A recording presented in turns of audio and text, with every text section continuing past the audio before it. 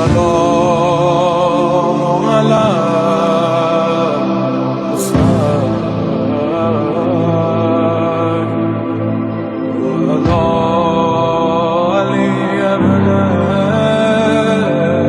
لا حول ولا قوة إلا بالله العلي العظيم. بسم الله الرحمن الرحيم. الحمد لله الملك الحق المبين رب الشهداء والصديقين، والصلاة والسلام على سيد المرسلين وخاتم النبيين ورحمة للعالمين وشفيع المذنبين والمخاطب بطه وياسين بالقاسم محمد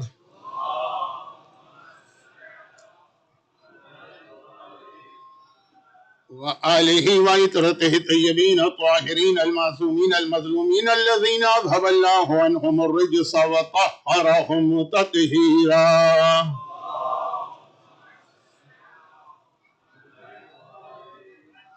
سيما على الإمام المنتظر والحجة الثاني عشر عجل اللهم له الفرج، ولعنة الله على أعدائهم أجمعين من الأزل إلى الأبد. أما بعد، فقد قال الله عز وجل في كتابه المبين وفرقانه المتين وقرآنه المجيد وقوله الحق وهو أصدق القائلين.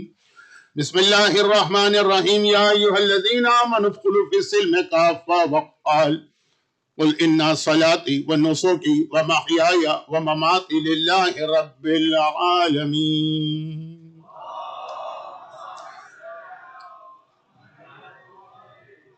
1448 ہجرہ کے ایام ازا کی آج دوسری مجلس ہے، اور کل رات کی مجلس میں نے اعلان تو یہی کیا تھا کہ آج کی مجلس سے ہم اپنے اس ٹاپک یا سبجیکٹ پر آ جائیں گے جو میرے ذہن میں ہے، لیکن کل جو باتیں ہو رہی تھی بالکل آخر میں جا کے وہ انکمپلیٹ رہ گئی تھی، تو اور اس وقت جو کچھ ہماری یعنی شیعہ ورلڈ میں جو امنگ آور سیلفز کچھ پرابلمز کریٹ ہو رہے ہیں، اور آج نہیں، یہ تو تقریباً اس کو 20 سال ہو گئے ہوں گے یا اس سے بھی زیادہ، تو دل چاہتا ہے کہ ابھی کل والی بات کو پہلے مکمل کیا جائے اور اس کے بعد پھر آج کی گفتگو اسی سے کنیکٹ کر کے شروع کی جائے. تو کل بات یہ ہو رہی تھی آخر میں، مجلس تو 50 منٹ کی تھی، 55 منٹ کی تھی، پتہ نہیں کتنی باتیں میں نے اس میں بیان کر دی تھی، لیکن آخر میں عزاداری کی اہمیت، اور یہ ہمارا وہ انسٹیٹیوشن ہے جس کو ہمیں کسی صورت میں کمزور نہیں ہونے دینا. اچھا، بعض لوگ، کل بھی میں نے ایک جملہ عرض کیا تھا کہ بعض لوگوں کی انٹینشن بہت اچھی ہوتی ہے، وہ سنسیئر بھی ہوتے ہیں، لیکن خالی اچھی انٹینشن اور خالی سنسیئرٹی اور خالی خلوص کافی نہیں ہے جب تک کہ آدمی کے پاس پراپر نالج نہ ہو اور اس کے پاس ایک خاص قسم کا ویژن نہ ہو. ہمارے یہاں اردو لینگویج میں فار ایگزامپل ایک کہاوت مشہور ہے، اور وہ یہی ہے کہ کسی آدمی نے ایک ریچھ پالا ہوا تھا، کیا کہتے ہیں انگریزی میں، شاید بیئر کہتے ہیں، اور وہ اس کو اتنا ٹرین کیا تھا کہ وہ اپنے آقا کی ہر خدمت کرتا تھا. تو ایک دن اس کا ماسٹر سو رہا تھا اور ایک مکھی بار بار اس کے چہرے پہ آ رہی تھی،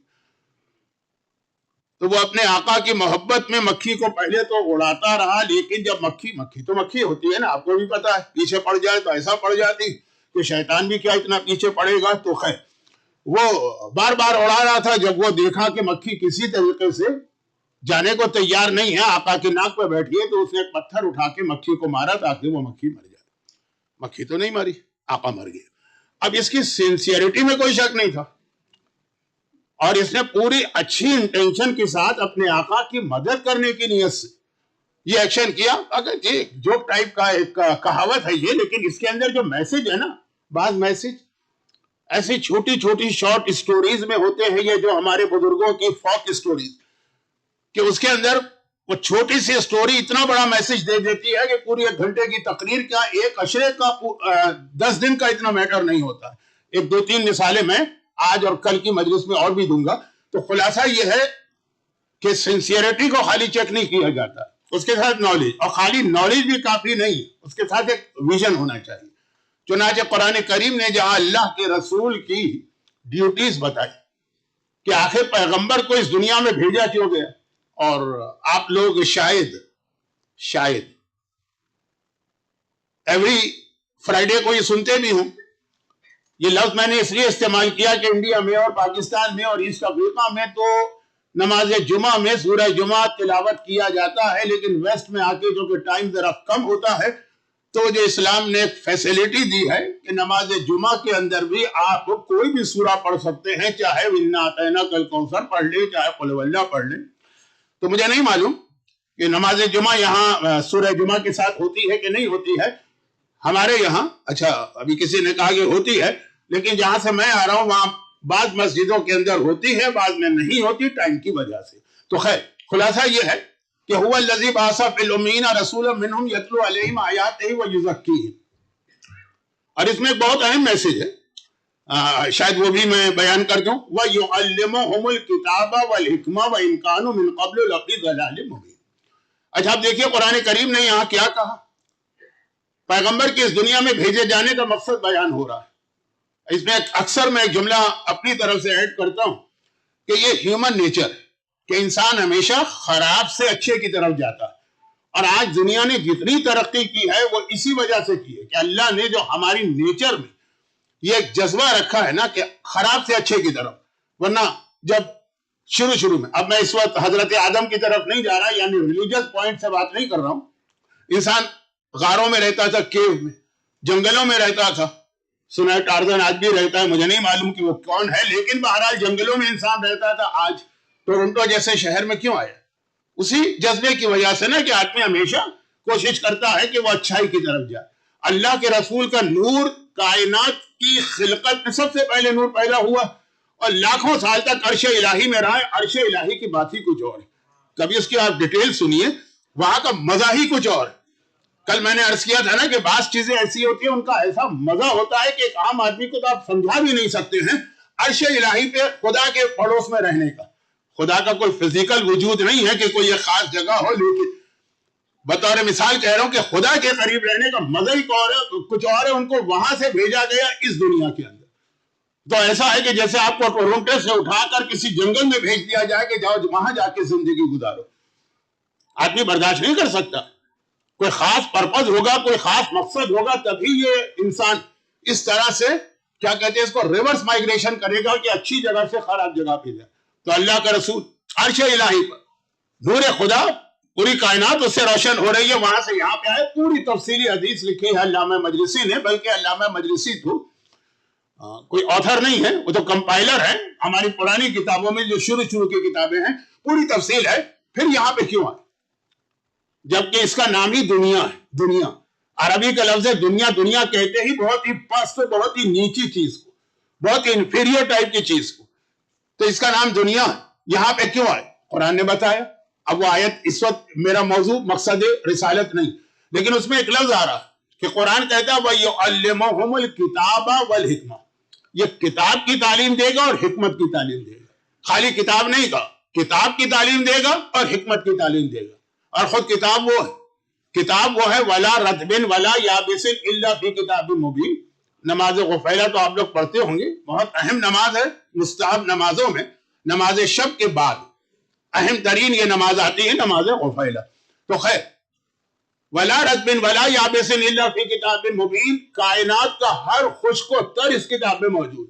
پیغمبر اس کی تعلیم دے رہے، یعنی جب کتاب کی تعلیم دے رہے اس کا مطلب کائنات کا کمپلیٹ علم دے رہے ہیں، ہر خشک و تر لوگوں کو بتا رہے ہیں، تو بات کمپلیٹ ہو جانی چاہیے۔ قرآن نے کہا نہیں، یعلمہم الکتاب والحکمہ، خالی کتاب کی تعلیم نہیں دیتا، اس کے بعد حکمت کی تعلیم دیتا ہے۔ حکمت یعنی وزڈم، حکمت یعنی پھر وہ ویژن، حکمت مانے جو نالج آپ کو ملی ہے، ہاؤ ٹو یوز اٹ۔ یہ میرا آج کا ٹاپک نہیں ہے، ضمناً بات آ گئی۔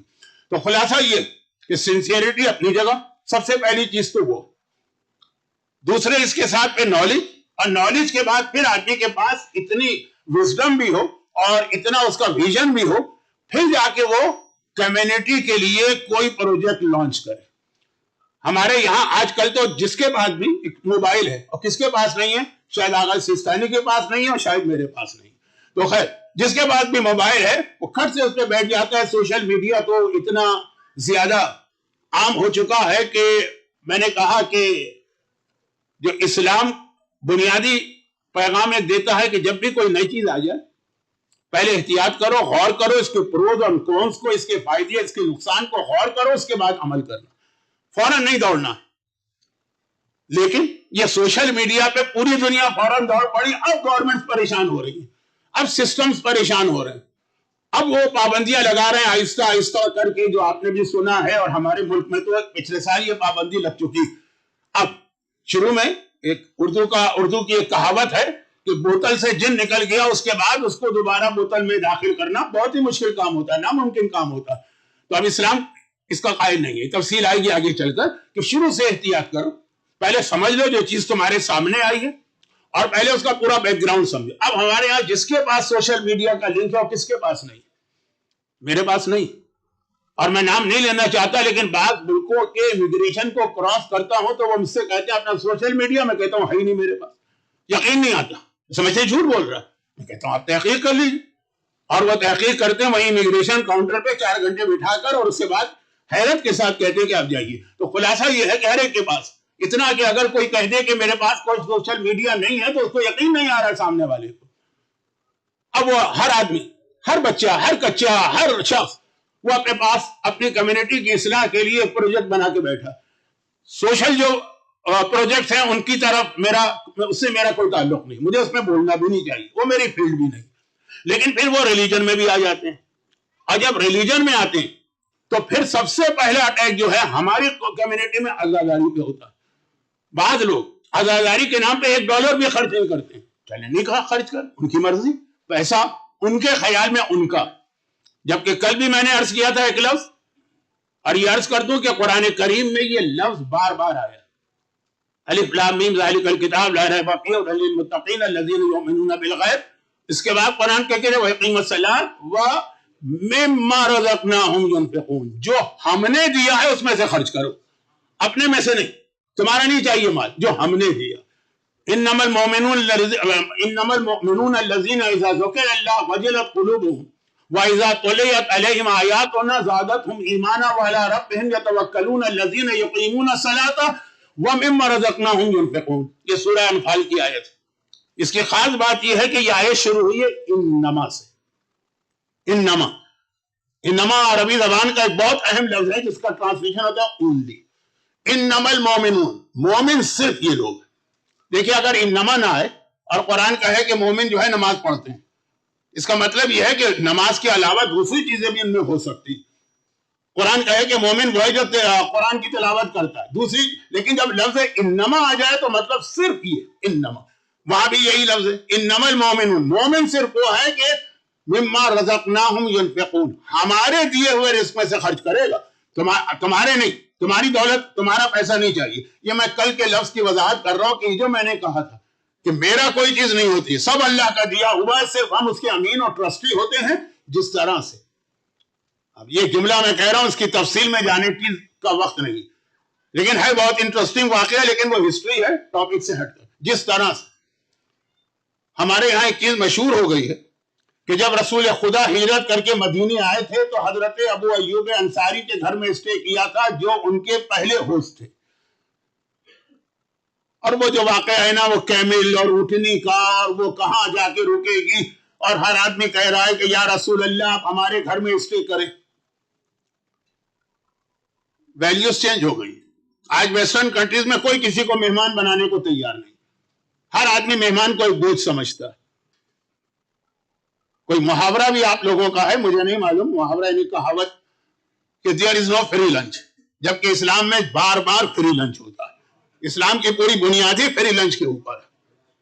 لیکن اب یہ میرے ٹاپک میں آگے آنے والا کہ اتنا زیادہ ہم کو جو ہے یہ مادی چیزوں میں الجھا دیا ہے کہ لوگ دوستوں اور رشتہ داروں کو بھی اپنے گھر میں مہمان بنانے کو تیار نہیں ہے. علماء کی بات تو چھوڑیے. خیر، تو خلاصہ یہ ہے، مجھے یاد ہے اس افریقہ میں جھگڑا ہوتا تھا اس بات پہ کہ یہ ہمارے یہاں ٹھہرے گی، یہاں جھگڑا ہوتا ہے اس بات پہ کہ یہ نہیں ٹھہرے گی. خیر، یہ تو بیچ میں ایک چھوٹی سی بات آ گئی ہے تو اس کو زیادہ سیریس مت لیجیے گا، اچھے لوگ ہر جگہ پہ ہیں، لیکن وہاں مدینے میں تو ہر آدمی کہہ رہا تھا یا رسول اللہ ہمارے گھر.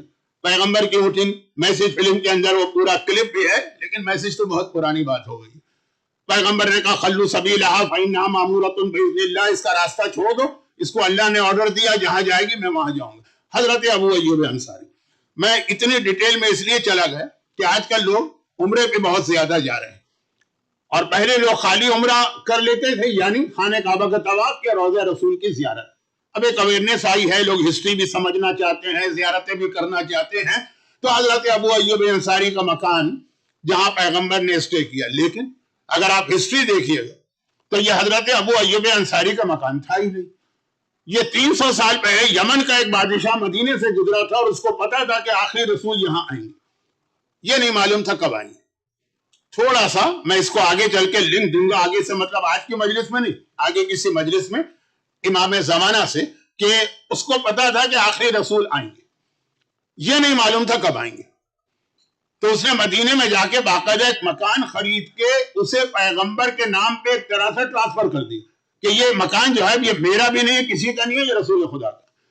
اور اپنے ایڈوائزر میں سے ایک سے کہا کہ تمہاری ذمہ داری ہے کیز لو، جب اس کا اصلی آنر آئے گا یہ اس کے حوالے کر دینا، اور اگر تم مر جاؤ یعنی تمہاری زندگی میں نہ آئے تو اپنے وارث اپنے وارث اپنے وارث، وہ پورا سلسلہ چلا تھا.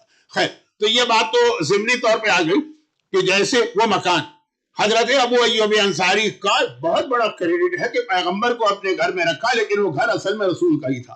اسی طرح جو دولت ہمارے پاس ہے وہ ہماری نہیں. اچھا، اب یہ بات 3-4 دفعہ آ چکی ہے اور شاید اور بھی آئے گی، لیکن اس میں اصل بات یہ کہنا $1 خرچ کرنے کو تیار نہیں آزاداری. ٹھیک ہے، مومن کی صفت قرآن بتاتا رہے، لیکن ہمیں نہیں بننا ایسا مومن.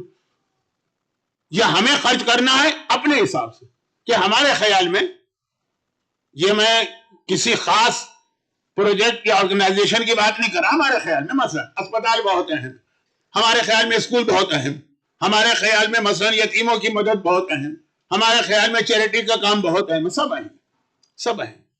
جس طریقے سے آج کل نیوٹریشن میں کہا جاتا ہے نا کہ بہترین ڈائٹ وہ جو بیلنس، خالی اونلی پروٹین ڈائٹ تھی وہ بھی آپ کو معلوم ہے کہ فیل ہو گئی.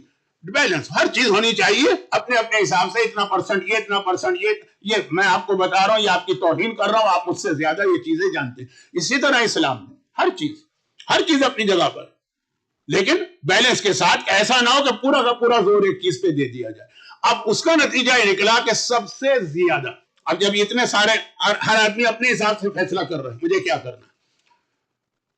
مجھے ایک اور حدیث یاد آ رہی ہے، لیکن میں اپنے آپ کو روک رہا ہوں کہ کہیں ایسا نہ ہو کہ میرا آج کا موضوع انکمپلیٹ رہے اور ایک اور مجلس مجھے اس موضوع پہ پڑھنا پڑے، جبکہ میرے پاس خود اصل جو ٹاپک ہے وہ بہت بڑا. تو جلدی بات مکمل کروں کہ اب جب ایک آدمی سوچتا ہے کہ ہم ہر جگہ تو خرچ نہیں کر سکتے، تو کون سی وہ جگہ ہے جہاں کٹ کیا جا سکتا ہے؟ عزاداری سب سے پہلے نظر آتی. مجلسیں بہت ہونے لگی، تبرک بہت ہونے لگا، نیاز بہت ہونے لگی، اور پھر اس کے بعد گھر کی مجلسیں. بہت سختی کے ساتھ اسلام کا حکم ہے کہ اپنے گھر میں بھی مجلس کرو. امام باڑے کی مجلس کو پسند. پیغمبر کی حدیث یاد کیجئے، پیغمبر نے کہا کہ تم لوگ پرانے انبیاء کی جو قومیں تھیں ان کی طرح سے نہ ہو جانا کہ اپنے گھر کو قبر بنا لو. یا رسول اللہ اس کا مطلب کیا ہوا گھر کو قبر بنانا؟ کہا کہ وہ لوگ اپنی ساری عبادت اپنی عبادت گاہ میں جا کے کرتے تھے جو ان کا ریلیجس سینٹر تھا، گھر میں کچھ نہیں ہوتا. یہ قبر کی خاصیت ہے کہ قبر سے کوئی عمل آسمان پہ نہیں جاتا. اپنے گھر کو ایسا نہ بناؤ، عبادتوں کو تقسیم کرو، کچھ عبادتیں سینٹر میں ہو، کچھ عبادتیں گھر کے اندر ہو. یہ تفصیل کے ساتھ شب جمعہ میں بیان کرتا ہوں، بہت لمبی حدیث ہے، اس کا خالی 1 منٹ ٹکڑا ایکسٹریکٹ پیش کیا ہے حدیث کا. خلاصہ یہ کہ عزاداری ایک ایسی چیز لگتی ہے کہ جس کے اندر آدمی سوچتا ہے اس میں کٹ لگایا جا سکتا ہے. اگر اتنی مجلسیں نہ ہو، کم ہو جائیں تو کیا نقصان؟ آقا حسین کو تو ہماری مجالس کی کوئی ضرورت نہیں. تو یہ تو ویسے ہی جملہ ہوا جیسے کوئی کہہ دے کہ نماز کم کر دو، اللہ کو تو ہماری نماز کی کوئی ضرورت نہیں. تو مسئلہ یہ نہیں ہے کہ اس کو ضرورت ہے نہیں ہے، مسئلہ وہ جو شب عاشور امام کے ایک صحابی نے کہا تھا. شب عاشور کے مسائل میں ایک جملہ یہ آتا ہے کہ جب امام نے چراغ گل کر کے اپنے اصحاب سے کہا کہ اب چلے جاؤ، میں تم سب کو آزاد کرتا ہوں، تم جا سکتے ہو. اور پھر وہ مختلف صحابیوں نے اس موقع پہ چھوٹی چھوٹی اسپیچز کی ہیں، اس میں سے ایک کا جملہ یہ ہے کہ آقا بالکل ٹھیک کہہ رہے ہیں، آپ کو ہماری کوئی ضرورت نہیں لیکن ہمیں آپ کی ضرورت ہے۔ تو اب یہ کہ اللہ کو ہماری نماز کی ضرورت نہیں ہے، ہم کو یہ نماز کی ضرورت ہے۔ آقا حسین کو ہماری عزاداری کی ضرورت نہیں ہے، ہم کو اس عزاداری کی ضرورت ہے۔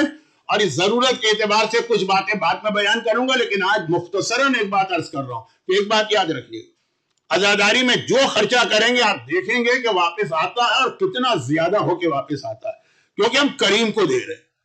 اس کو جب ہم دیتے ہیں تو اگر ہم اس کو ایک دیں گے، جو صدقے کے لیے حدیث ہے، اچھا صدقہ ہمارے ہاں ایک بہت برا لفظ بن کے رہ گیا، اردو زبان میں ہے بھی برا لفظ، لیکن عربی میں یا فقہ میں صدقہ بہت بڑی عبادت ہے، بہت بڑا نیکی کا کام ہے کہ آپ صدقہ دیتے ہیں تو پلٹ کے 700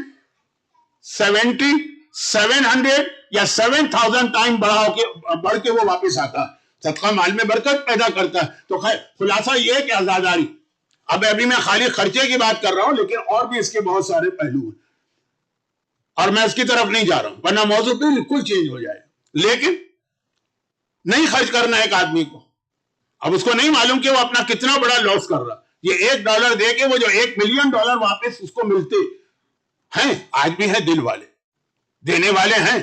یہ عزاداری کسی کی محتاج نہیں، ایسا نہیں ہے کہ 10 آدمی یا 15 آدمی انہیں عزاداری پہ پیسے کم کر کے کہیں اور لگا دیے تو آقا حسین کی عزاداری کم ہو جائے گی، آپ ہمیشہ دیکھیں گے بڑھتی چلی جائے گی۔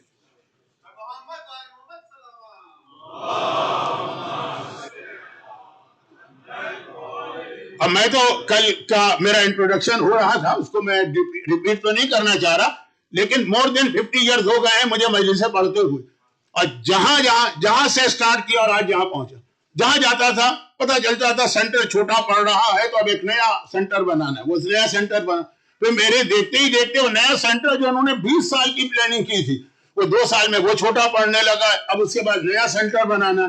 یہ 50 سال کی پلاننگ کی ہے، 50 سال کے بعد جو ڈیموگرافی ہوگی یا جو لوگوں کی تعداد ہوگی، معلوم ہے 5 سال میں وہ چھوٹا پڑ رہا ہے۔ ایک سینٹر ہے وہاں پارکنگ نہیں تھی، انہوں نے بہت بڑی پارکنگ بنائی، وہ پارکنگ چھوٹی پڑ رہی ہے۔ یہ عزاداری اس طرح بڑھتی رہے گی، یہ کسی کی محتاج نہیں ہے، اور اس میں اس میں ہمارا حصہ شامل ہو جائے، ہمارے یہ دنیا کی سب سے بڑی کامیابی ہے۔ اچھا اب یہ پیسے کے اعتبار سے بھی، اور پھر اس میں ایک بہت سینسیٹیو ایشو آ رہا ہے جس کو میں بہت اوپنلی نہیں کہنا چاہتا ہوں، کہ بعض اوقات ایسا ہوتا ہے کہ جس سال آپ عزاداری کر رہے ہیں اس سال دنیا کے کسی علاقے میں کہیں پہ شیعہ کمیونٹی کو، کہیں پہ عام مسلمانوں کو، کہیں پہ عام انسانوں کو، اسلام تو سب کی خدمت کا حکم دیتا، کوئی ایسے کرائسس سے گزرنا ہوتا ہے کہ لوگ کہتے ہیں کہ نہیں پرماننٹ نہیں، لیکن فار دا ٹائم بینگ اس سال کی حد تک اگر ہم اس میں تھوڑی کمی کر دیں، آئندہ سال نیکسٹ ایئر سے ہم دوبارہ نارمل ہو جائیں گے، اور یہ وہ وہاں دے دیں۔ بڑی سختی کے ساتھ امام نے منع کیا، یہ حج کے سلسلے میں بات آئی تھی۔ حج آپ کو یہ فروع کافی میں حدیث مل جائے گی، آپ تو چیٹ جی پی ٹی کے ماہر ہیں نا، تو وہاں آپ کو یہ حدیث مل جائے گی کہ امام نے فرمایا کہ اپنے کھانے میں کوئی تھوڑی کمی، اس نے کہا مولا اس سال میں اس پوزیشن میں نہیں ہوں کہ حج پہ جاؤں جبکہ ہر سال جاتا ہوں، زندگی میں ایک بار حج واجب ہے، ہر ایک کو پتا ہے، لیکن انتہا سے زیادہ ریکمنڈیشن ہے کہ 5 سال میں انسان حج ریپیٹ ضرور کرے۔ ہاں اگر حیثیت نہیں ہے تو پہلا حج بھی واجب نہیں، لیکن جن کو اللہ نے صاحب حیثیت بنایا ہے تو ایوری 5 ایئر، یہ ہر سال جاتا تھا، اس کے لیے جانا آسان تھا، مدینے سے مکہ ڈسٹینس ہی کتنا، لیکن اس سال مولا مشکل ہو رہا ہے کیونکہ ذرا پیسے خرچے، پوری حدیث آپ کو ملے گی، غالباً 2 پیج کی حدیث ہے، میرے پاس ٹائم بھی نہیں ہے، میرا موضوع کہیں سے کہیں جا رہا، تو خلاصہ یہ ہے کہ امام نے کہا کہ تمہیں حج ہی وہ نظر آیا جس کے اندر تم کمی کر رہے ہو، ذرا کھانے کو کم کر دو، ذرا لباس کو کم کر دو، ذرا مکان کو کم کر دو، باقاعدہ امام اس کو ایڈوائز کر رہے ہیں، وہ اپنے پرسنل ایکسپنسز کم کرو، جو تمہیں کٹ لگانا ہے وہ دینی واجبات اور دینی عبادتوں میں لگانا۔ تو اب یہ جو ایک فکر ہوتی ہے نا کہ جی وہ اس سال ایٹ لیسٹ یہ سال بہت کرائسس کا سال ہے اور فلاں جگہ اتنی ضرورت ہے اور فلاں جگہ اتنی ضرورت ہے، فلاں ضرورت ہے، کون نہیں مانتا کہ ضرورت ہے، لیکن بیلنس طریقے سے چلنا ہے، اور اسی میں یہ جملہ بھی عرض کرنا کہ یہ یاد رکھیے گا کہ آج سے 50 سال پہلے تو کسی حد تک یہ جملہ ٹھیک تھا، گرچہ اس وقت ہماری قوم میں وہ لوگ زندہ تھے جو عزاداری میں اتنے مخلص تھے، کہتے تھے کہ نہیں ہم $1 لیبر کی کمی بھی نہیں ہونے دیں گے عزاداری میں، جبکہ اس وقت شاید ممکن تھا، اب ممکن نہیں۔ کیوں ممکن نہیں؟ اس لیے کہ اب یہ مسئلہ اس سال کا نہیں، ایوری ایئر الہی عظم البلا و برے الخفا وانقطع الرجا وضاقت الارض ومنعت السماء۔ ظہور امام سے پہلے کا زمانہ یہ ہوگا کہ ایک سال کا پرابلم نہیں ہوگا کہ جی وہ ایک سال حالات خراب ہو گئے، اگلے سال ٹھیک ہو جائیں گے تو پورا ہم عزاداری میں دوبارہ واپس آ جائیں گے۔ نہیں، اگلے سال اس سے بھی برے ہوں گے، اس کے اگلے سال اس سے بھی برے ہوں گے۔ اور یہ جیسے جیسے ظہور کا زمانہ قریب آئے گا، کیا دعا میں لفظ کیا ہے؟ ضاقت الارض ومنعت السماء۔ زمین تنگ ہو کے رہ جائے گی، آدمی بھاگ کے جائے تو کہاں جائے؟ اور بہت احتیاط سے ایک جملہ کہہ رہا ہوں، اس لیے کہ یہ چیزیں ذرا سی میں تفصیل میں چلا گیا تو میرے اپنے پتہ نہیں موضوع کہاں کے کہاں رہ جائیں گے۔ وہ یہ کہ دنیا کے جن علاقوں کو انسان بہت اچھا سمجھ کے گیا تھا، وہ بھی دیکھتے ہی تھے، میرے دیکھتے ہی دیکھتے وہ ایسے چینج ہوئے کہ اب آدمی سوچ رہا ہے کہ میرا یہ ڈیسیژن صحیح ہے کہ میں یہاں آیا کہ وہیں رہتا تو وہ زیادہ بہتر ہوتا۔ ضاقت الارض، زمین تنگ ہو گئی، بند ہو گئی ہے زمین۔ وہ منعت السماء، اور مسئلہ یہ ہے کہ آسمان بھی بند ہو گیا۔ زمین کا تعلق بندوں سے ہے، آسمان کا تعلق اللہ سے۔ یعنی صاحبان ایمان کی حالت یہ ہوگی کہ دنیا بھی ان کی دشمن ہے، اور لگے گا کہ جیسے اللہ بھی ان سے ناراض ہے، کوئی رحمت، کوئی برکت، کوئی فضل نازل ہی نہیں ہو رہا۔ جتنے پرابلم آ رہے ہیں، جتنے کرائسس آ رہے ہیں، نیچرل ڈیزاسٹر، وہ سب مومنین کے اوپر آ رہے ہیں۔ تو خیر یہ تو ایک الگ چیز ہے، اور شاید تھوڑا سا آج کی مجلس کا موضوع یہ بنے گا، لیکن خلاصہ یہ ہے کہ اس کی وجہ سے اگر آپ نے یہ سوچا کہ جی وہ حالات جو ہیں وہ اس سال ایسے ہیں تو وہاں دے دو تو وہاں دے دو، مگر عزاداری میں کمی کر کے نہ دو اور اپنے خرچے کم کرو۔ میں بار بار کہہ رہا ہوں کہ دینے کو نہیں روکا جا رہا، لیکن یہی ایک چیز آپ کو ذرا نعوذ باللہ ایکسٹرا کیوں نظر آتی ہے کہ جس کے اندر آدمی کمی کر سکے۔ مجھے معلوم ہے جو مجمع میرے سامنے ہے یہ اس کا ٹاپک ہی نہیں، جہاں ایسے دل والے موجود ہیں کہ واقعاً وہ اپنے سامنے کا کھانا اٹھا کے عزاداری کے لیے دے دیتے ہیں، لیکن ان جرنل ایک بات کر کے اصل موضوع پہ آ رہا ہوں۔ تو یہ جو عزاداری، اس کی جو برکتیں، آخرت کی بات تو چھوڑی، وہ تو ہے ہی، شفاعت کا ذریعہ ہے، جنت میں لے جانے کا آسان ترین طریقہ ہے، ایزیسٹ وے ہے جنت میں جانے کا، لیکن اس دنیا میں اب اگر آپ میری ایک بات ذہن میں رکھیے اور اس پر عمل کیجئے، جب یاد آ جائے ہر مجلس کے اندر کوئی اسپیشل ایک دعا اپنے ذہن میں رکھ کے آیا کرے، اور وہ مجلس کی برکت سے ایک دعا، وہ آپ دیکھیے گا کہ دعا کتنے جلدی قبول ہوتی ہے۔ ہول سیل دعائیں مانگنے میں بھی کوئی حرج نہیں ہے، لیکن ایک اسپیشل دعا جیسے، اب میں اگزامپل وہ دے رہا ہوں جو میرا ساری زندگی کا اپنا ایک ایکسپیرینس اور آبزرویشن۔ دو اور چیزیں، خانہ کعبہ کو دیکھتے ہی جو پہلی دعا مانگی جائے گی وہ قبول ہوتی، یہ بہت مشہور ہے، اگرچہ یہ صحیح تو نہیں، یہ صحیح نہیں لیکن مشہور بہت۔ تو باقاعدہ لوگ ایک مہینے پہلے سے مینٹلی پریپیئرڈ ہوتے ہیں کہ جب مکے میں جائیں گے اور خانہ کعبہ کو دیکھیں گے تو کون سی ایک دعا مانگنا، مطلب بہت پلان کر کے دعا مانگتے ہیں۔ اور جب چونکہ میں تو 50 سال سے خدمت کر رہا ہوں، تو جب وہ قریب پہنچتے ہیں مسجد کے بار بار پوچھتے ہیں اب کعبہ نظر آنے والا ہے، ایسا نہ ہو کہ اچانک کعبہ مس ہو جائے ہم سے اور وہ ہمارا ایک گولڈن چانس مس ہو جائے، ایسا لوگ سوال کرتے ہیں۔ چنانچہ بعد پروفیشنل قسم کے جو گروپ لے جانے والے وہ اور زیادہ اس چیز کو اہمیت دیتے ہیں، کہتے ہیں آنکھیں بند کر لیجیے، بند تو نہیں کریں گے، گر جائیں گے، نیچے کر لیجیے، جب تک کہ ہم نہ کہیں اس وقت تک آنکھیں نہ اٹھائیے گا، چلتے رہیے چلتے رہیے چلتے رہیے، جب ہم کہیں تو وہ آنکھیں اٹھا کے دیکھیے گا کہ آپ جہاں کعبہ نظر آئے گا ہم آپ سے کہیں گے کہ آنکھیں اٹھائیے۔ وہ کہتے ہیں یہ بہت اچھا گروپ لیڈر ہے کہ دیکھیے اس کو ہماری دعا کا کتنا خیال، ایسا کچھ نہیں ہے اسلام میں، لیکن میں کہہ رہا ہوں کہ مینٹلی پھر اچھا اصل ہے کیا اسلام میں، یہ بھی میں بتا دوں کہ ایسا نہ ہو کہ غلط فہمی ہو جائے۔ اصل یہ ہے یہ ہمارے یہاں کی حدیث، اور وہ حدیث کے کعبے پہ پہلی نگاہ مانگو تو تمہاری ہر دعا قبول ہوگی، یہ غیروں کی حدیث۔ ہماری حدیث یہ کہ کعبے پہ جب بھی نگاہ پڑے گی جو دعا مانگو گے قبول ہے۔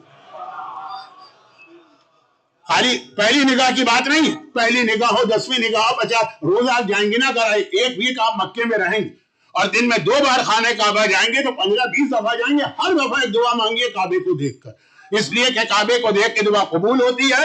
اور جیسا روایتوں میں کہ خالی کعبے کو دیکھنا بھی عبادت ہے، 3 ہی چیزوں کو دیکھنا تو عبادت ہے، النظر الى بیت اللہ عبادت، کعبے کو دیکھنا عبادت ہے، والنظر الى کتاب اللہ عبادت، قرآن کو دیکھنا عبادت ہے، والنظر الى وجہ علی عبادت، علی کے چہرے کو دیکھنا عبادت ہے۔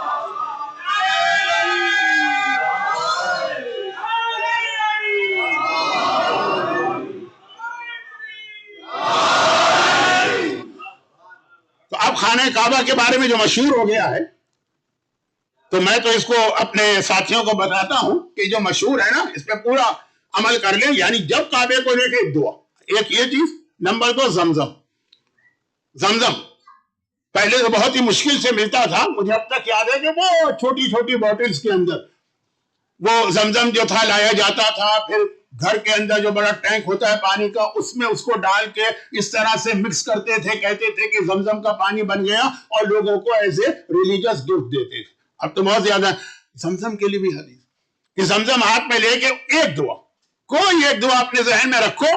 اب اگر آپ وہاں جا رہے ہیں، آج کل تو ویدر بھی حج کا بڑا گرمیوں کا ہے، 50 دفعہ زمزم پی رہے ہیں، 50 دعائیں اپنے ذہن میں لے کے جائیں خلوص کے ساتھ، اللہ کو ٹیسٹ کرنے کے لیے نہیں، بلکہ واقعا یہ سمجھ کے کہ اللہ کا وعدہ ہے تو اللہ وعدہ پورا کرے گا، unless یہ کہ یہ جو دعا مانگ رہا ہوں اس میں میرا اپنا کوئی نقصان ہو. وہ ابھی تھوڑی دیر بعد بات آتی ہے، پہلے یہ عزاداری کا چیپٹر کمپلیٹ ہو جائے. تو خلاصہ یہ ہے کہ یہی مجلس کا بھی طریقہ ذہن میں رکھ کے آئیے ایک دعا کہ خاص یہ دعا مانگنا ہے، اور روزانہ اپنی دعا چینج کرتے رہیے. لیکن ہر دعا یہاں پہ دعائیں قبول ہوتی ہیں، اللہ کی رحمت نازل ہوتی ہے، ملائکہ ہیں، خواتین کے ساتھ شہزادی کونین تشریف فرما ہے. تو اس کی دنیاوی برکتیں بھی بہت زیادہ، اور خاص طور پر جس چیز کی جانب مجھے آپ کی توجہ مبذول کرانا وہ یہ ہے کہ ہمارے مراجع، اب پتہ نہیں کہ آپ کے ماحول میں یہ بات ہے کہ نہیں، لیکن جس ماحول میں سے میں آیا ہوں انڈیا پاکستان، وہاں بہت زیادہ یہ بات کہی جاتی ہے کہ یہ عزاداری جو ہے اس کو مراجع کرام اتنا نہیں مانتے. بعض جو فتوے بھی آ جاتے ہیں جس میں کچھ چیزوں کو تو حرام کیا گیا ہے، نماز کے حوالے سے بھی کتنی چیزیں حرام کی گئی ہیں کہ یہی عمل ہوگا تو حرام ہے، نماز جو ہے آپ اس حالت میں نہیں پڑھ سکتے. لیکن وہ سارے وہ فتوے نہیں دیتے کہ یہ علماء یہ مراجع نماز کے بارے میں بھی وہی بات کہتے ہیں، لیکن عزاداری کے بارے میں تو یاد رکھیے کہ یہ عزاداری کا انسٹیٹیوشن ہمارے پاس پہنچا ہے. دو اس میں بہت ہی اہم رول پلے کرنے والے ہیں، بہت ہی اہم، ویسے سب کا حصہ برابر سے حصہ، ہمارے بچے، ہمارے جوان، ہمارے بوڑھے. کل مثلا وہ علم لہرایا جا رہا تھا، وہاں بچے بھی تھے، جوان بھی تھے، بوڑھے بھی تھے، لیکن دو بہت ہیں. نمبر 1 ہمارے مراجع، نمبر 2 ہماری خواتین. خواتین کے ٹاپک پہ میں اس لیے نہیں آ رہا ہوں کہ پھر لیڈیز مجلس ہے اس میں یہ بات آ جاتی ہے، اور ہو سکتا ہے کسی دن چھوٹی، لیکن مراجع بڑی مشکل سے اس عزاداری کو بچا کر اپنے خالی نالج نہیں، ساتھ میں وزڈم اور ویژن کے ساتھ عزاداری کو ہم تک پہنچایا. چھوٹی سی مثال، جب صدام نے 40 کی زیارت پہ پابندی لگا دی تھی، 40 کی زیارت تو ہمیشہ سے ہوتی تھی، کیونکہ جو 11ویں امام کی حدیث آپ اپنے بچپنے سے، بلکہ جبکہ ماں کے پیٹ سے سنتے چلے آ رہے ہیں، جو آپ کے ڈی این اے میں ہے کہ مومن کی نشانی زیارت 40 قرار دی گئی، تو یہ ہمیشہ سے تھی. 78 تھا غالباً جب صدام نے پابندی لگا، چاروں طرف سے کربلا کو اس کی آرمی نے آ کے گھیر لیا، ٹینک کھڑے کر دیا تھا، جو بھی آئے گا. عرب میں تو ٹرائبل سسٹم ہے نا، عراق میں آج بھی پورے ٹرائب نکل کے آتے ہیں زیارت کے لیے، پورے کے پورے اس ٹرائب کو جو ہے وہ مار دینا. اس وقت ہمارے مراجع نے کہا کہ ٹھیک زیارت نہ کریں اس سال. اب دیکھیے ان کا یہ کہنا کہ اس سال نہ کریں، اور ہمارے کسی ینگسٹر کا بیٹھ کر انٹرنیٹ پر یا سوشل میڈیا پہ کہنا کہ اس سال نہ کریں، دونوں میں فرق. اور کہا کہ اچھا ٹائم آئے گا. اب ذرا سوچئے کہ اس زمانے کے اندر کتنے زائرین آتے ہوں گے، 10,000 15,000 20,000، چاہے دنیا کی پاپولیشن کو آج سے کمپیئر کریں تب بھی. کیا یہ 20 ملین 25 ملین 30 ملین سوچا جا سکتا تھا کہ 40 میں آئیں گے؟ آج صدام بھی اپنے قبر کے اندر جہاں عذاب میں مبتلا ہے تو کروٹیں بدل کے سوچ رہا ہوگا کہ میں نے کتنی بڑی حماقت کی تھی. اگر اس وقت نہ روکتا تو 10,000 کے 1 لاکھ ہو جاتے، 5 لاکھ ہو جاتے، 10 لاکھ ہو جاتے. دنیا کی پاپولیشن کتنی بڑھ گئی. یہ 25 ملین جو ہے، یہ اس وقت ہمارے مراجع کرام کا ویژن تھا کہ یہ ٹائم ایسا ہے کہ ہاں ٹھیک ہے، ابھی تھوڑا صبر کر لو، اچھا وقت آئے. یہ فرق ہوتا ہے ایک عام آدمی کے ویژن میں اور مرجع کے ویژن میں. ہمارے مراجع اس کو بہت اہمیت دیتے ہیں. 3 چھوٹی سی باتیں عرض کروں، کیونکہ شاید مجھے ایسا لگ رہا ہے کہ آپ جس ماحول میں ہیں وہاں پہ یہ پروپیگنڈا نہیں ہو رہا ہے اگینسٹ مرجعیت، لیکن اس وقت ساری دنیا میں اگینسٹ مرجعیت پروپیگنڈا ہو رہا ہے. اور خاص طور پر جو کل جملہ میں نے کہا تھا کہ پوری تیاری ہے کہ آیت اللہ سیستانی کے بعد تو اس قوم کو اتنا دور کر دینا ہے مراجع سے. اس کے 2-3 طریقے ہیں، لیکن وہ میرا موضوع اس سال نہیں. پھر بھی جو میرا موضوع بھی نہیں ہوتا ہے، کبھی کبھار وہ بات میری زبان پہ آ جاتی ہے، آئندہ آ جائے، اگلے ویک میں تو نہیں کہہ سکتا، میرا ٹاپک نہیں.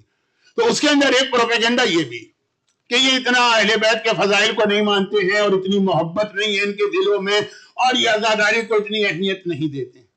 دیکھیے آغا، اب میں پورے مراجع کے حالات پڑھوں گا تو بات کہیں کی کہیں پہنچ جائے.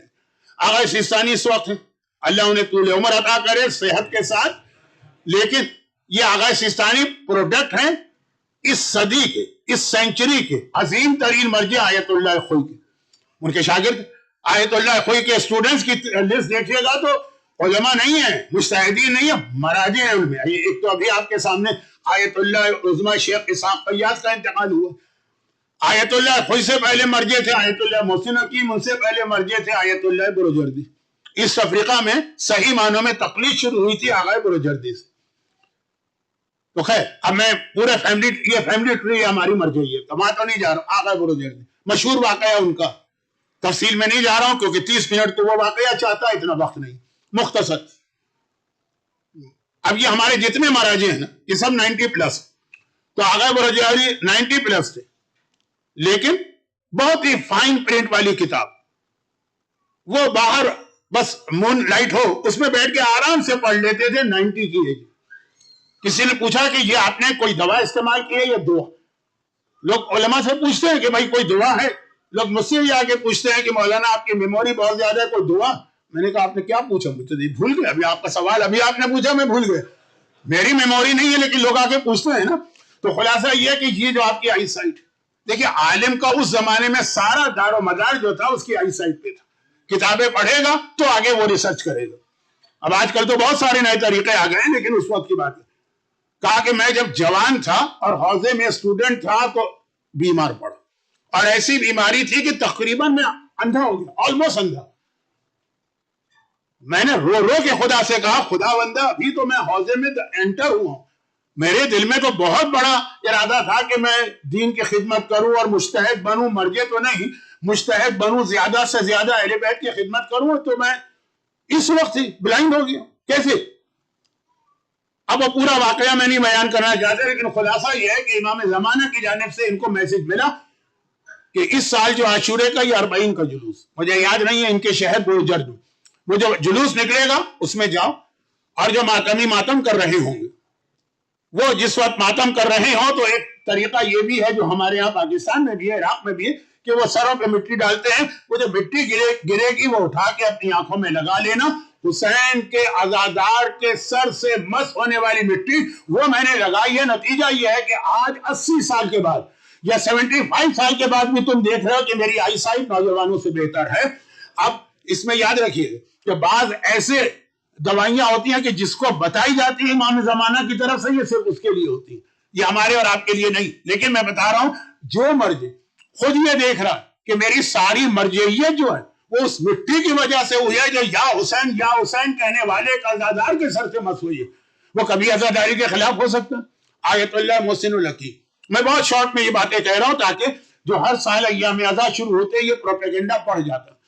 اور جیسا میں نے کہا کہ اب اور زیادہ دنیا پروپیگنڈا کر رہی ہے آغا سیستانی کی اس لمبی ایج کو دیکھتے ہوئے، اور مسلسل جو 2-3 سال سے ہمارے باقی مراجع دنیا سے جا رہے ہیں اس کو دیکھتے ہوئے، آغا محسن حکیم اور جنہوں نے یہ واقعہ دیکھا تھا آنکھوں سے، سنا نہیں ہے، انہوں نے ڈائریکٹ مجھے بتایا، وہ خود بیٹھے تھے وہاں جہاں یہ واقعہ پیش آیا. آغا محسن حکیم کے زمانے میں پہلی بار ہماری شیعہ کمیونٹی ویسٹ میں آنا شروع ہوئی تھی، جسٹ اسٹارٹ تھا. تو ان کو ایک انگریزی انٹرپریٹر چاہیے تھا، حجت الاسلام مولانا صادق علی شاہ صاحب. 60s میں مڈغاسکر کے ریفرنس عالم تھے. مڈغاسکر کے ایک مومن کو تو میں دیکھ رہا ہوں اس مجمع میں، اور بھی ہوں گے. ابھی دبئی میں کافی عرصے رہے، وہ ان کے انٹرپریٹر تھے انگریزی کے، وہ ساتھ بیٹھتے تھے. خود انہوں نے کہا میری آنکھوں کے سامنے کا یہ واقعہ، اور قسم کھا کے انہوں نے مجھے بتایا کہ آغا محسن حکیم بیٹھے ہوئے، پرانا زمانہ، پرانے سے مطلب یہ کہ بیفور صدام، اور کوئی دنیا کے اندر ٹیررزم اور سیکیورٹی وغیرہ کی پرابلم نہیں تھی. چنانچہ ایک ٹائم ہوتا تھا ہر مرجع کے بعد جب اس کے دروازے کھلے ہوتے تھے، جس کا دل چاہے وہ آ جائے. تو کہہ رہے ایک نوجوان آیا، اور آنے کے بعد اس نے کہا کہ کیا آپ اتنے بڑے عالم و مرجع ہو کر بھی اس چیز پہ بلیو کرتے ہیں؟ کہ یہ جو ہمارے علماء مجلس میں پڑھتے ہیں کہ کربلا کے بعد چوتھے امام خون کے آنسو روتے تھے, خون کے آنسو, آنکھوں سے خون نکلتا رہا, کیا آپ بلیو کرتے ہیں؟ How it's possible? کیا کوئی بھی کامن سینس رکھنے والا یا کوئی پڑھا لکھا نوجوان اس بات پہ یقین کرے گا؟ اب وہ خود بتا رہے ہیں, میرے جنہوں نے یہ جن کے سامنے واقعہ, اور ایک آدمی نہیں تھا, تو پورا کمرہ بھرا ہوتا ہے. آپ میں سے جو لوگ 60s میں 70s میں آغا محسن حکیم بلکہ 80s میں آغا خود تک سے ملاقات کر کے آئے, وہ کتنا اچھا ماحول تھا. وہیں پہ بہت سارے لوگ زیارت کے لیے بیٹھے ہوتے ہیں, خالی مرجے کے بعد تھوڑی دیر بیٹھیں گے. ایک نوحہ خان بیٹھا تھا, اس کو بلایا اور کہا کہ حضرت عباس کے حال کا نوحہ پڑھو. اس نے نوحہ شروع کیا, آغا حکیم نے آنکھوں پہ رومال رکھا اور رونے لگے. اور جب نوحہ ختم ہوا, وہ رومال جو ہٹایا تو باقاعدہ خون تھا اس کے اندر.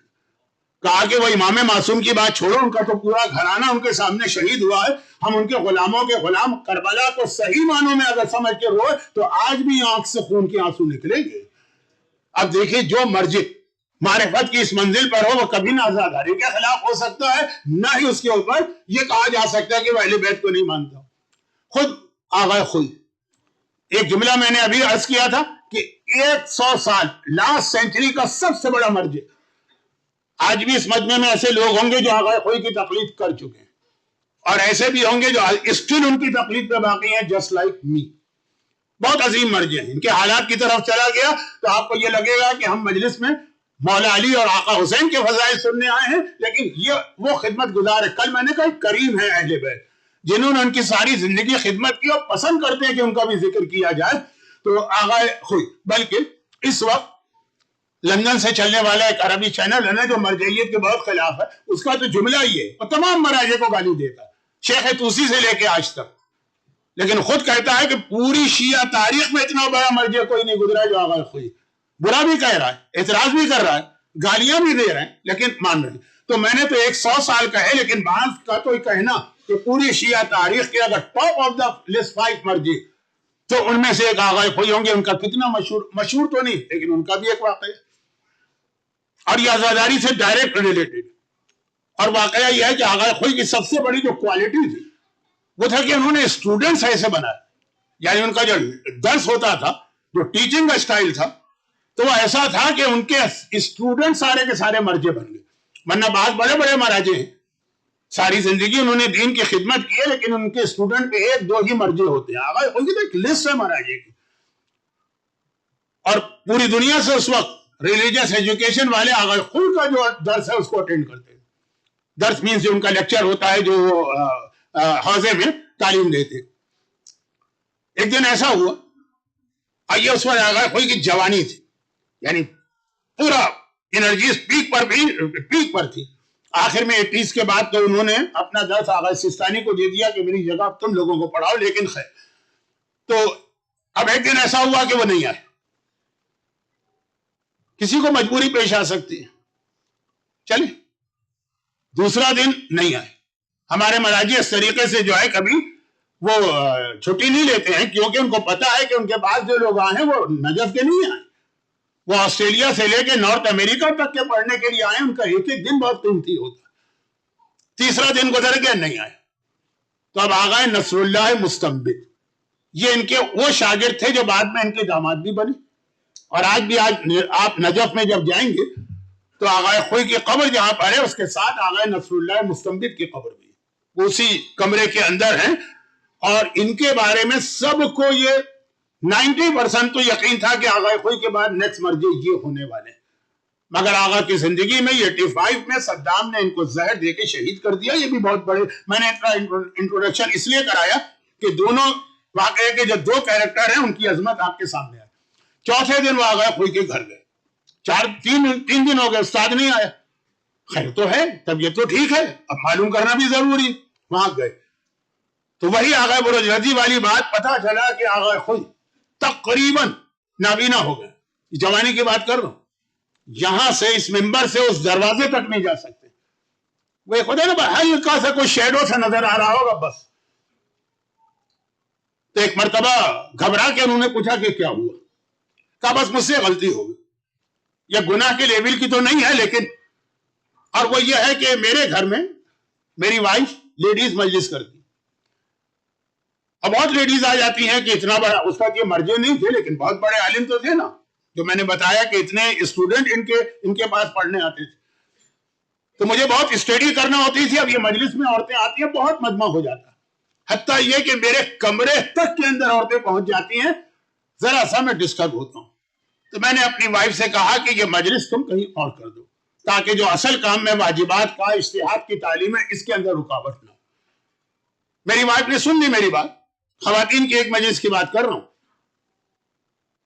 عورتوں کی مجلس جو میں نے شروع میں کہا نا کہ ایک ایک مجلس عورتوں کی جو گھر میں ہوتی ہے اس کی اہمیت کو سمجھ. بس اتنا میں نے کہا کہ بھائی میں اجتہاد کی تعلیم دے رہا ہوں، ساری دنیا سے اسٹوڈنٹ آئے ہوئے ہیں، اور یہ سب جو میں کر رہا ہوں یہ کوئی اور یہ کام نہیں کر سکتا. اب انہوں نے یہ جملہ نہیں کہا لیکن کچھ امپریشن یہ بنا کہ مجلس تو ہر گھر میں ہو سکتی ہے، خالی میرا گھر کیوں کسی اور، لیکن جو کام میں کر رہا ہوں یہ صرف میرے گھر میں ہوگا. اتنا کہا. اور اسی رات کو مجھے یہ پیغام ملا کہ تم نے ایسا جملہ کہا کہ تمہاری نیت میں خرابی نہیں تھی، لیکن بظاہر اس جملے سے مجلس امام حسین کی ذرا سی توہین ہو رہی. چنانچہ جو تم کہہ رہے ہو نا کہ اس اجتہاد کی تعلیم کو میں دے رہا ہوں، تم اس قابل ہی نہیں رہو. نعوذ باللہ، یہ جملے میرے ہیں، بہت بدتمیزی کے جملے ہیں، رف لینگویج ہو گئی. یہ پیغام اس طرح سے امام معصوم کا نہیں آیا، اور ایسے عظیم شخص کے لیے. لیکن مفہوم یہ تھا کہ بھائی جس کے لیے تم کہہ رہے ہو کہ مجلس کو چھوڑ دو یا کہیں اور کر لو، اس قابل ہی نہیں رہو. چنانچہ اس کے بعد صبح میں اٹھا، یہ پیغام آیا رات کو، صبح میں اٹھا تو یہ حالت. اب آغا نصر اللہ مستنبط گھبرا کے کہتے ہیں، یہ بعد میں داماد بنے ہیں اور نیکسٹ مرجع بھی ہونے والے تھے اگر صدام ان کو شہید نہ کرتا. تو انہوں نے کہا کہ اب کیا کیا جائے، اس کا کیا علاج ہے؟ اس کا علاج بھی مجھ کو پتا. میرے کمرے میں، اسی کمرے میں الماری کے اندر، اب میں یہاں سے وہاں نہیں جا سکتا ہوں، چھوٹی سی ڈبیا میں اصلی خاک شفا رکھی، وہ خاک شفا لے کے آؤ اور میری آنکھوں میں لگاؤ. اور باقاعدہ آغا نصر اللہ مستنبط، میں نے بار بار کیوں کہا نیکسٹ مرجع تھے کہ یہ اتنے عظیم لیول کے تھے، جیسے آغا سیستانی کا لیول تھا. یہ خاک شفا لاتے ہیں اپنے استاد کی آنکھوں میں، ذرا ذرا سے خاک شفا لگاتے ہیں، اور نتیجہ یہ ہوا کہ وہ دوبارہ بینائی واپس آئی، اور ایسی آئی کہ ہزاروں بلکہ لاکھوں اسٹوڈنٹ تیار کیے اور سینکڑوں مراجع تیار کیے، اور دین کی اتنی خدمت کی ہے جس کا اپنا ایسا اعتقاد. اصلی خاک شفا کا لفظ استعمال کیا، اصلی خاک شفا ملنا بہت مشکل ہے. لیکن کربلا میں جو وہابیوں نے اٹیک کیا تھا 1216 ہجرہ میں، تکفیریوں نے، اس وقت جو مرجع تھے سید علی، ان کو ڈھونڈتے ہوئے کہ سید الکفرا اینا سید الکفرا اینا سید الکفرا، کافروں کا لیڈر کہاں ہے، کافروں کا سردار کہاں ہے، اس وقت اصلی خاک شفا مل گئی. وہ بہت انٹرسٹنگ واقعہ ہے لیکن موضوع سے ہٹ کر. تو آقا حسین قبر کی مٹی، آقا حسین عزادار کے سر کی مٹی. اچھا خاک شفا سب کے لیے، عزادار کے سر کی مٹی سب کے لیے نہیں، جس کو امام پیغام دے. خون کا آنسور ہونا یہ ہمارے مراجع کا عقیدہ ہے. میں کہتا ہوں آج بڑے سے بڑا مولائی مجھے دکھا دیجئے کہ جو یہ کہے کہ میں ماتم کروں گا اور میری آنکھوں سے خون ٹپکے. میں اس کی توہین نہیں کر رہا ہوں، ہر ایک کا ایک اسٹیٹس ہوتا ہے. ابو ذر سلمان جیسے نہیں ہو سکتے، مقداد ابو ذر جیسے نہیں ہو سکتے، عمار مقداد جیسے نہیں ہو سکتے، لیکن عظمتیں سب کی ہیں. تو اسی طرح ہر ایک کا اپنا ایک اسٹیٹس ہے، لیکن ہمارے مراجع اور موجودہ حالات کے اندر آپ یاد رکھیے کہ آپ کے بچوں کے لیے یہ عزاداری جو ہے نا، وہ تربیت کا ایک ایسا ذریعہ ہے جس طرح سے پارٹیسپیٹ کرتے ہیں کہ اس میں کوئی کمی اور کمزوری نہیں آنا چاہیے. اور جو کل میں نے ایک جملہ کہا تھا، بس اسی کو اب لنک کر کے مجلس شروع کرنا تھی، لیکن شروع کیا کروں، اب تو ختم ہو گئی، لیکن لنک کر دوں. یہ عزاداری ہم کسی فائدے کے لیے نہیں کرتے. مثلا آپ نماز کسی فائدے کے لیے نہیں پڑھتے. فرض کیجئے کہ آپ نمازیں پڑھ رہے ہیں اور آپ کو لاس پہ لاس ہو رہا ہو، تو کیا آپ چھوڑ دیں گے نماز؟ نہیں چھوڑیں گے. خمس ہم فائدے کے لیے نہیں دیتے. کتنا ہمارے علماء بتاتے رہے کہ خمس دو تو اگلے سال اور بڑھ جائے گا، اگلے سال اور بڑھ جائے گا، لیکن کیا لوگوں کو لاس نہیں ہوتا خمس دینے کے بعد؟ لیکن جو خمس کو مانتا ہے وہ اس کے بعد بھی خمس دے گا. تو عزاداری ہم کسی فائدے کے لیے نہیں کرتے، لیکن وہ فائدہ ہم کو مل کے رہے گا آج کی 21 سینچری. جو کل کی مجلس کا آخری جملہ تھا اسی سے کنیکٹ کرو. مصیبتیں ہر ایک کے پاس، پریشانیاں ہر ایک کے پاس، ہر ایک کے پاس کوئی نہ کوئی پرابلم ہے. بلکہ اگر نہیں ہے، اگر کسی کے پاس پرابلم نہیں ہے تو وہ مومن نہیں. ہاں، یہ اتنا بڑا اسٹیٹمنٹ میں نے کیسے دے دیا؟ نہیں، یہ امام کی حدیث.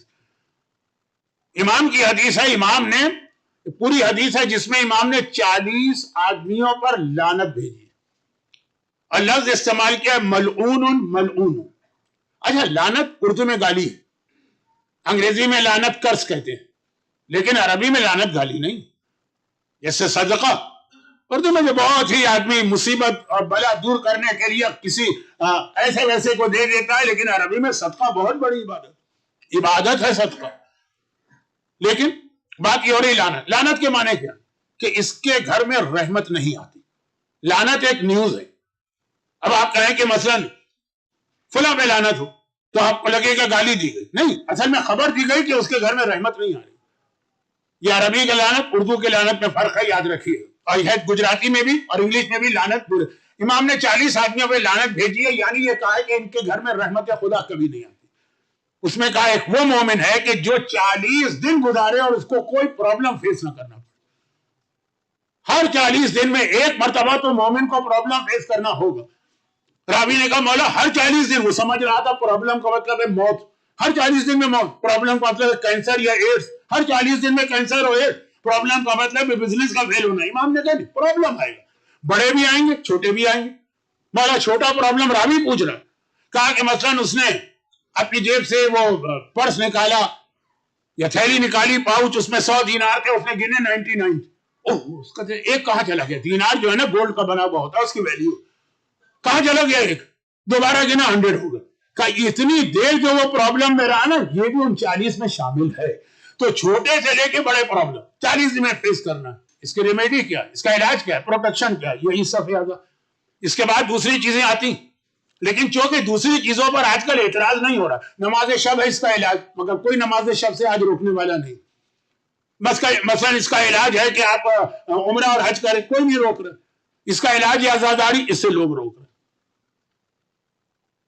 وہ آقا جس کے بدن سے مس ہو جانے والی مٹی خاک شفا بن جائے. بلکہ میں تو ذرا سا اس بات کو ذرا بڑھا کے کہتا ہوں، زیارت وارثہ تو آپ پڑھتے ہیں، اس میں ایک عجیب جملہ آتا ہے. آقا حسین کا اسٹیٹس تو بہت ہائی، کربلا کی مٹی آقا حسین کی وجہ سے خاک شفا بنی، صحیح. اور یہ یاد رکھیے گا کہ خاک شفا صرف کربلا کی مٹی ہے. حتیٰ باغ سیستانی کا جملہ دیکھ لیجئے، مٹی کھانا حرام ہے، صرف کربلا کی مٹی جو خاک شفا ہے اوریجنل وہ کھائی جا سکتی ہے. حتیٰ قبر رسول اور مولا کی قبر کی مٹی بھی نہیں کھائی جا سکتی، وہ بھی حرام. یہ حسین کا ایک اسٹیٹس ہے. حسین اپنے نانا سے بڑے نہیں ہوئے، لیکن یہ حسین کی عظمتیں، بدن سے مس ہونے والی مٹی. لیکن زیارت وارثہ میں تو ذرا اور ہم کو میسج دیا گیا، طِبْتُمْ وَطَابَتِ الْأَرْضُ الَّتِي فِيهَا دُفِنْتُمْ. تم پاک ہوئے اور جس زمین میں تم دفن ہوئے زمین بھی پاک ہو گئے. یہ زیارت کا جملہ آقا حسین کی زیارت میں نہیں. زیارت کا یہ جملہ شہزادے علی اکبر کی زیارت میں نہیں. زیارت کا یہ جملہ عباس علمدار کی زیارت میں نہیں. زیارت کا یہ جملہ ہے اصحاب امام کی زیارت میں. سائر شہداء کربلا جس میں اگر حبیب ابن مظاہر اور مسلم ابن اوسجا ہیں تو ایک حبشی غلام جون بھی شامل. طِبْتُمْ وَطَابَتِ الْأَرْضُ الَّتِي فِيهَا دُفِنْتُمْ. اے جون تمہاری وجہ سے کربلا کی مٹی پاک ہوئی.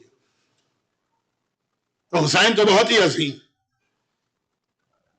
اور عظمت حسین کا ایک پہلو اور بھی آ رہا، وہ یہ ہے کہ حسین نے کربلا پہنچتے ہی کربلا کو خریدا، ایک پیغام ہمیں دیا، دوسرے کے حق کے اندر کبھی بھی کمی نہ کرنا، چاہے تو مجبور ہی کیوں نہ ہو.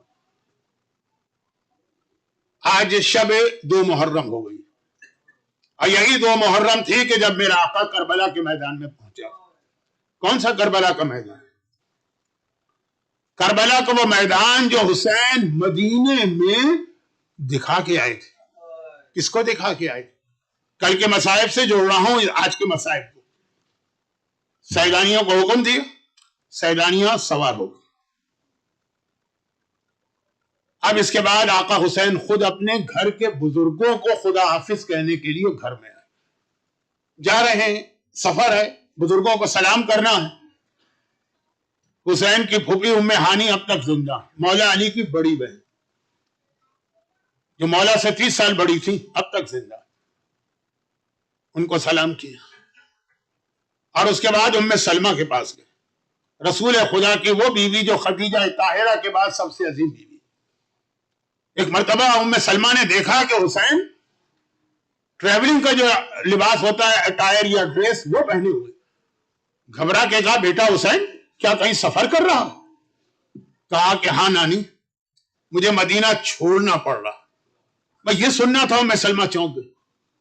کہا بیٹا کہیں تو کوفے کی جانب تو نہیں جا رہا؟ حسین نے کہا نانی یہ سوال آپ نے کیوں کیا؟